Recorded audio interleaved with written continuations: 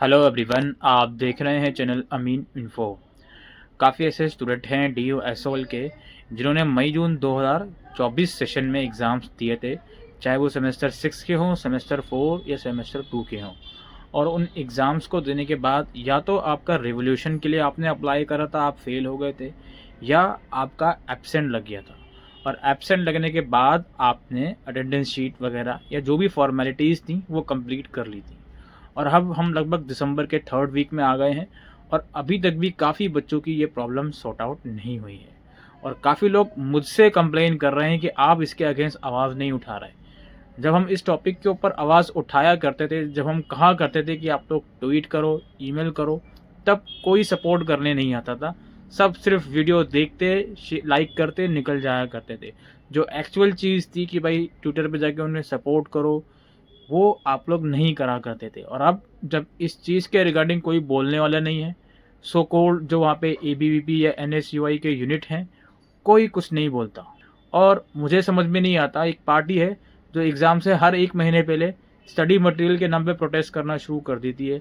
उन्हें ये चीज़ कब नज़र आएगी कि रिवॉल्यूशन का जो सिस्टम है यूनिवर्सिटी ऑफ दिल्ली के अंदर, सिर्फ बात एसओएल के स्टूडेंट के संदर्भ में नहीं है, चाहे वो रेगुलर के स्टूडेंट हो या एनसीएफ के स्टूडेंट हो, उसके रिजल्ट में इतनी देरी क्यों होती है। रिवोल्यूशन आप फ्री ऑफ कॉस्ट नहीं कर रहे, आप एक बच्चे से 1000 रुपये चार्ज करते हो। उसके बावजूद ऐसा क्यों होता है कि मई जून सेशन का जो रिजल्ट है जुलाई के लास्ट तक आ गया, बच्चे ने रिवोल्यूशन के लिए अप्लाई करा अगस्त में, और अभी 4 महीने से ज़्यादा हो गए हैं, कोई अता पता नहीं है। आपकी जानकारी के लिए मैं बता दूं, 7 दिसंबर की डेट में रिवोल्यूशन के रिजल्ट की एक अपडेट पब्लिश करी गई थी वेबसाइट पर।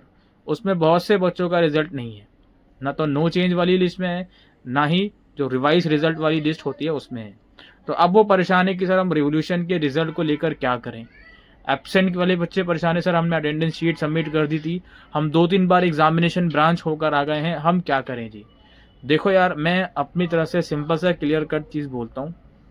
जो एब्सेंट वाली प्रॉब्लम है, आप लोगों को एग्जामिनेशन ब्रांच में जाना ही पड़ेगा दोबारा से। आप एग्जामिनेशन ब्रांच में क्या किसी विंडो से वापसी आ जाते हो, विंडो वाले कहते हैं सही हो जाएगा, आपको एक्चुअल सेक्शन में जाना पड़ेगा, एक्चुअल यूनिट में जाना पड़ेगा और उन्हें बताना पड़ेगा कि हमने अटेंडेंस शीट सबमिट करे हुए इतना टाइम हो गया है। और आप जब कहोगे तो उसके बेसिस पर ही वो उस चीज़ को प्रोसीड करेंगे।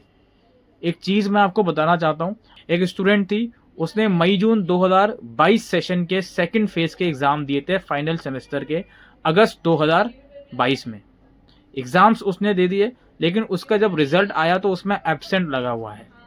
वो एब्सेंट वाली प्रॉब्लम उसकी ना तो 2022 में सॉर्ट आउट हुई, ना 2023 में सॉर्ट आउट हुई। वो बच्ची का लैंग्वेज का प्रॉब्लम था, साउथ इंडिया से वो बच्ची आती थी और एग्जामिनेशन विंग में उसे ठीक से कम्युनिकेशन नहीं हो पाती थी। फिर एक बार हुआ यूँ कि वो बच्ची फिर से अभी 2024 में दोबारा से एग्जामिनेशन विंग गई और उन दोनों बच्चों के साथ मैं उनके साथ खुद गया एग्जामिनेशन ब्रांच में। वहाँ उस बच्ची की शक्ल देख के, बेचारी बच्ची जो लगभग 1.5 से 2 साल से परेशान है, उसका रिजल्ट ठीक नहीं हो रहा। हम वहाँ गए और हम वहाँ बैठे रहे पौन घंटे 1 घंटे। उसके बाद वहाँ के जो टीचर्स थे उन्होंने जाकर देखा कि हाँ जी आप तो पास हो, हम आपका रिजल्ट अपडेट कर रहे हैं। और यही बात उससे पिछले 1.5 सालों में कई बार बोली गई, लेकिन रिजल्ट अपडेट नहीं करा। कहने का मतलब दोस्तों ये है कि अगर आप एब्सेंट वाली प्रॉब्लम के लिए किसी विंडो में जाकर वापसी आ रहे हो, तो उन विंडो के भरोसे मत बैठो। आप उन विंडो में जाकर पास लीजिए कि हमें अपने प्रोग्राम के अकॉर्डिंग अपने विंडो में, अपने रूम के अंदर भेज दीजिए, ताकि हम एक्चुअल जो कंसर्न पर्सन है उनसे जाकर बात कर पाएँ और वो बता पाएँ कि हमने जो अटेंडेंस सबमिट करी थी उसके बेसिस पर जो हमारे ग्रेड्स आए हैं वो हमें आगे प्रोसीड क्यों नहीं करे जा रहे। ये सारी कहानी होती है।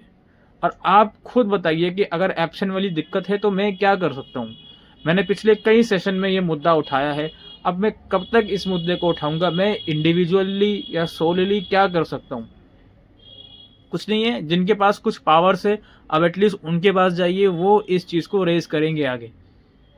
इतना ही मैं कह सकता हूँ। आप फिर से एग्जामिनेशन विंग जाइए और जो मैंने प्रोसेस बताया है, कंसर्न डिपार्टमेंट में जाकर कंसर्न टीचर या कंसर्न एडमिनिस्ट्रेटिव डिपार्टमेंट में बात कीजिए, वही लोग इस चीज़ को सॉर्ट आउट करेंगे। अच्छा, जो रिवोल्यूशन वाले बच्चे हैं, एक लिस्ट तो आ गई ठीक है, दिसंबर में आई है लिस्ट ये। अब दूसरी लिस्ट कब आएगी आई डोंट नो, जनवरी के मिड तक आ जाएगी या जनवरी के लास्ट तक आ जाएगी, कुछ नहीं पता। और उसके अंदर भी आपका उसमें लिस्ट में नाम होगा या नहीं होगा, कुछ नहीं पता। तो रिवोल्यूशन का तो इतना ही कहूँगा, वेट करने के अलावा कोई ऑप्शन नहीं है। आप वहाँ जाओगे, कुछ नहीं करते वो लोग, सीधा कहेंगे कि भाई वेट करो, आ जाएगा। बहुत ही अनफॉर्चुनेट चीज़ है, but we can not do anything in this situation. और अल्टीमेटली लास्ट में, क्योंकि मेरा ये फ़र्ज़ है ये चीज़ बताना कि अगर ये दोनों चीज़ें सॉर्ट आउट नहीं होती, एब्सेंट वाली प्रॉब्लम है या रिवोल्यूशन का है, तो मई जून 2025 में इसका एग्ज़ाम दे दीजिएगा। और अगर आप CBCS के एक्स स्टूडेंट हो तो इसके फॉर्म दोबारा निकलेंगे फरवरी मार्च में। और अगर आप NEP के स्टूडेंट हो तो होपफुली आपने फॉर्म भर ही दिया होगा, आउट सेमेस्टर तो आप अभी दे रहे हो। जो भी इवेंट सेमेस्टर का आपका रिवोल्यूशन या एब्सेंट का प्रॉब्लम अटका हुआ है, वो मई जून 2025 में अपने इवेंट सेमेस्टर के साथ दे दीजिएगा। अगेन फॉर्म आपने ऑलरेडी भर दिया होगा।